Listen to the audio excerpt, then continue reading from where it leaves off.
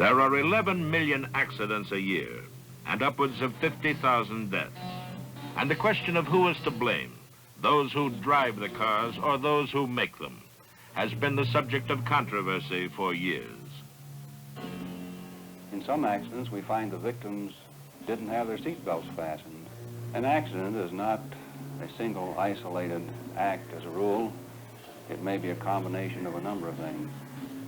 I think automobiles are basically pretty safely designed now.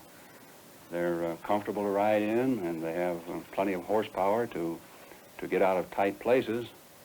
If there's any recommendation that I would make, I think it would be to recommend that the driver improve his ability to handle the automobile.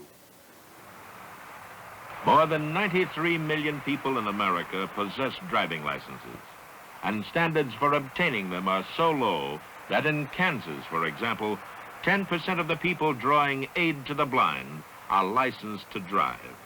Narcotics addicts, heart attack victims, and the insane qualify easily in many states. Laws, driving codes, even road signs vary radically from state to state. There is one outstanding fact about traffic safety. Where law enforcement is firm and impartial, the accident rate will often go down.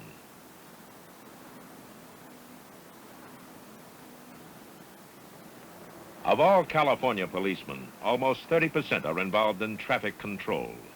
They stand as a great deterrent to the violator, the man who statistically causes at least 80% of the accidents that occur.